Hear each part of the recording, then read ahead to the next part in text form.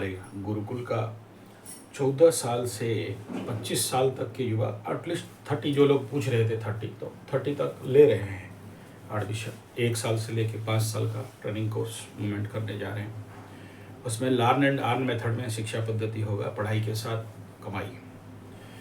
ऐसा नहीं कि पढ़ लिख लेने के बाद रोजगार करोगे।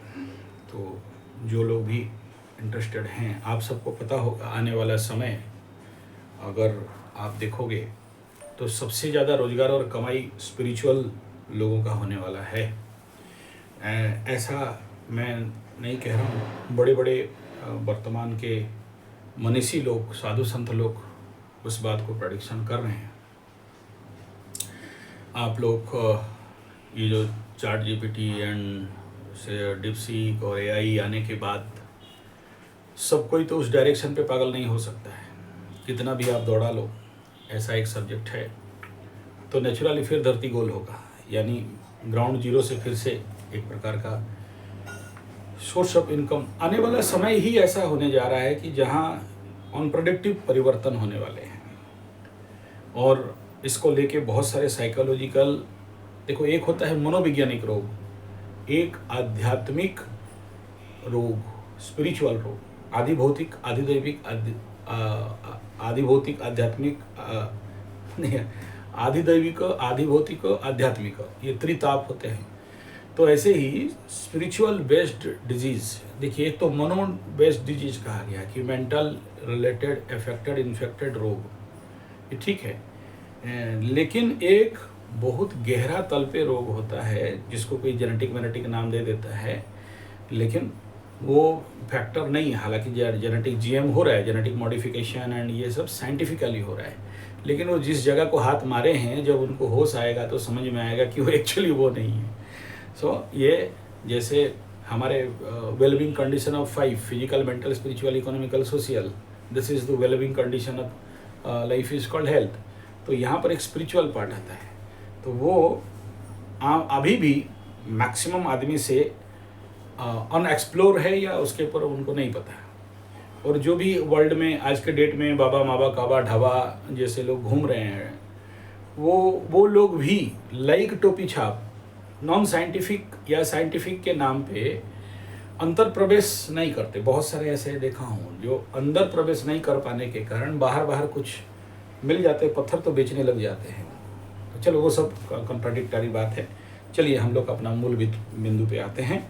सो आज का राशिफल, उससे तिथिफल बार फल जाएँ तो 23 तारीख अक्टूबर 2025 बृहस्पतिवार का दिन, और कार्तिक शुक्ल, भाई दूज,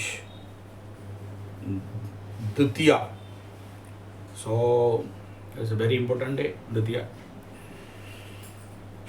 द्वितीया में कंबर्सन मिलता है धनु और मीन को, धनु और मीन को कंबस्ट होने से, जैसे कल मकर वालों का कंबर्सन था, तो मकर वाले फील वेरी वीकनेस कहीं ना कहीं से। अगर आप देखना कि आपको कंबर्सन मिल गया, साथ में अगेंस्ट तिथिफल मिल गया, तो आपको बड़े सारे नेगेटिव थॉट्स दिमाग में चलेंगे और आप सोच समझ नहीं पा सकते हो कि, और आपको कभी कभार लगेगा शायद और कुछ नहीं होगा, बेकार बात है, ये ज्योतिष खराब है, ये पंडित खराब है, सब ठग रहे हैं, मेरा भाग्य ही खराब है और बेकार बात है। ऐसा आप लोगों को लग सकता है। आपको ही नहीं, जिसका भी कंबर्सन होगा उसको कई प्रकार के depend upon the planetary position, अलग अलग समय में अलग अलग फीलिंग होता है। कहीं ट्रैक चेंज कर दूं, कहीं लाइन चेंज कर दूं, ऐसा भावनाएं आ जाते हैं। और शायद और बेकार हो गया और कुछ नहीं होगा, चलो ठीक है, मरने के लिए तैयार हो जाओ या ख़त्म हो जाने, ऐसे बड़े जोर से आएंगे। फिर ये चेंज हो जाने के बाद फिर से आप टेंस हो जाओगा, हम तो ठीक है भाई, अभी तो जवान हैं, लाव चना खाएंगे उसके बाद आप बोलो। तो चलिए ये था कंबर्सन का बात। तो उसके बाद 23, तो 3, 2, 5, तो जिनका 5, 14, 23 टॉप गुड बेस्ट, 8, 17, 26 और 9, 18, 27, इनके लिए ये नंबर 5 नॉट सूटेबल। मतलब 5, 14, 23 के लिए ठीक है, लेकिन 8 और 9 जन्मांक वालों के लिए ये कोई खास बनता नहीं है। आगे हम लोग बात करते हैं ये तिथि फल और बार फल। तो बार बृहस्पतिवार हो गया, आयुष्मान योग, विशाखा नक्षत्र 4:51 AM पुनरात भोग, और बालव्यकरण पक्ष शुक्ल बार गुरुवार याद रखते रहना चाहिए जब भी कोई काम करते हो। सूर्यास्त 6:26, सूर्य उदय 6:26, अस्त 5:44। अपने समय स्थान काल पात्र का देख लीजिएगा। ऋतु शरद, चंद्र राशि तुला, 10:05 PM रात को चंद्रमा भू पार हो रहा है, कोई प्रॉब्लम नहीं है। तो अभिजीत 11:42 से 12:27, राहु काल 1:30 से 2:57 PM, बहुत सावधान रहना चाहिए इसी समय। दिशाशूल दक्षिण कोशिश करके ना जाएं। और मकर राशि के ऊपर बल रहेगा। श्रवणा नक्षत्र में केवल बल मिल रहा है। नक्षत्र चेंज होने के बाद उत्तराषाढ़ा धनिष्ठा वालों के लिए ये समझ जाएं कि द्वितीया तिथि शुक्ल में शीघ्र फल लाभ बनता है। द्वितीया कन्वर्सन होने के बावजूद ब्रह्म इसका अधिपति, तो ब्रह्मदेव का मंत्र परमेश्वराय विद्महे परमतत्वाय धीमहि तन्नो ब्रह्म इत्यादि का जाप करके इस दिन का अच्छा बना सकते हैं। नक्षत्र बाधक विशाखा इंद्राग्नि अधिपति विश्व विदेश भ्रमण पे परम रुचि नक्षत्र से मिल रहा है। चित्रकर और चित्रकर आर्टिस्ट लोगों के लिए बढ़िया रहेगा। युद्ध दक्ष फाइटिंग एटीट्यूड वालों के लिए बढ़िया रहेगा। और परामर्शदाता जो लोग कंसल्टेंसी समझते हो ना, जो डॉक्टर फेल होता है वो कंसल्टेंसी बन जाता है, कंसल्टेंट बन जाता है।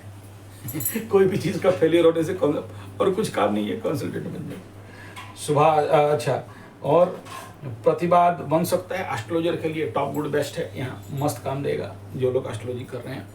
और विशाखा जो नक्षत्र है, इसमें अगर कार्य एनर्जी को आप देखते हो तो यहाँ पूजा पाठ हवन कर्म बढ़िया। अग्निवास देख लेना, हवन अगर कोई कर रहे हो तो बड़ा हवन कर रहे हो तो ओके। बृहस्पति में बृहस्पति का हो रहा 7:23 तक तुला में नॉट गुड। मंगल का हो रहा 8:19 तक नॉट गुड। मतलब सुबह सुबह आप अपने को मेंटेन नहीं कर पाओगे। जो लोग योग ध्यान आसन प्राणायाम करेंगे उनके लिए थोड़ा सा ठीक रहेगा। हालांकि आने वाला समय में हम लोग 1 महीना का एक कोर्स भी कंडक्ट करने जा रहे हैं। दिसंबर का महीना पूरा रहेगा। जो लोग पर्टिकुलरली 14 साल से लेके 25-30 मैक्सिमम 35 साल, आने वाला 5 साल के लिए अभी से जो लोग कुछ बढ़िया प्रोग्राम ज़िंदगी में प्रोजेक्ट प्लानिंग टारगेट करना चाहते हैं, क्योंकि आने वाला समय में देखो ये जो राहु का मोमेंट है और ये मेष में शनि का मोमेंट है, ये मतलब क्या बताएं आपको। और तो अभी से अगर आप अपने आप को एस्ट्रोलॉजिकली प्रिपेयर नहीं करते हो तो उस समय आपको बाधा दे सकता है। तो बड़ा पिकुलियर कंडीशन रहता है। अगर केंद्र से केंद्र में शनि राहु जैसे पाप बहुत फायदा होता है सीवियर, लेकिन उसका सिस्टम को झेल पाना, उसको यूटिलाइज कर पाना, तभी जाके, नहीं तो नहीं होने वाला है। तो उसका 1 दिसंबर से हम लोग ट्रेनिंग का व्यवस्था कर रहे हैं। ओवरेज वालों के लिए नहीं, जिनका फ्यूचर है। देखो अगर अभी 45-50 वाले आएंगे तो क्या करेंगे वो लोग, लेकिन इनके लिए कुछ होप है कि ये लोग आने वाला समय में जो सुपर बाधा से मुक्त हो सकें। कोई भी राशि वाले आ सकते हैं, ऐसा नहीं है, लेकिन सबसे ज़्यादा जो 7.5 अफेक्टेड हैं उनके लिए और ढैया अफेक्टेड हैं उनके लिए ये बहुत ज़रूरी है। तो आगे हम लोग देख लेते हैं। बृहस्पति में सूर्य शुक्र का हो रहा वृश्चिक में जाएगा। सूर्य और शुक्र का हो रहा कवर करेगा वृश्चिक को 10:12 तक। तो यहाँ भी एक प्रकार का अनमैचेबल समय दिखाई दे रहा है। बुध चंद्रमा का बृहस्पति धनु में जाएगा 12:05। ये आज पूरा होना है। शनि और बृहस्पति का हो रहा मकर में मिल रहा है, ये बढ़िया टाइम दोनों के लिए, लेकिन बृहस्पति का हो रहा 1:58 तक थकावट परेशानी देगा। मंगल और सूर्य का हो रहा कुंभ में देगा फुल अगेंस्ट और क्रोध और एनर्जी नेगेटिव करेगा।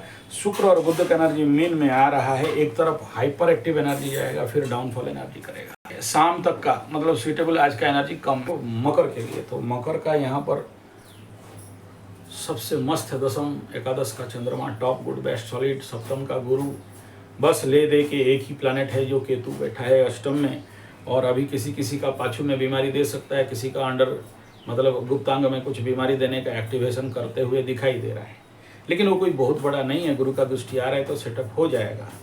लेकिन किसी किसी का ENT भी प्रॉब्लम करवा सकता है, क्योंकि इस राहु के ऊपर आने वाला समय में देखना मंगल का भी दृष्टि चलेगा। तो लेकिन ये बढ़िया पार्ट है कि मंगल का पावर खोने के कारण आपके अंदर जो एग्रावेशन है वो धीरे धीरे अभी घटेगा, लेकिन कभी कभी डम्फ माइंड होगा और कभी कभी हाइपर एक्टिव माइंड होगा। ये थोड़ा सा डिस्प्लेसमेंट रहेगा। यही सब डिस्टर्बेंस को बैलेंस करने का काम हम लोग 1 महीना का शिविर में करते हैं कि आप अपने आप को उतना स्टेबल कर लो कि रास्ता कैसा भी आए फिर आप पार हो जाओगे। तो लेख दे के बढ़िया है मकर के लिए। नक्षत्रिक एनर्जी को अगर आप देखते हो तो उत्तराषाढ़ा मकर के लिए आज का एनर्जी जन्म संपद विपद क्षमा प्रत्यारी नॉट गुड रहेगा, 50% गुड रहेगा। श्रवणा के लिए जन्म संपद विपद क्षमा तारा टॉप गुड रहेगा। धनिष्ठा के लिए जन्म विपद तारा रहेगा।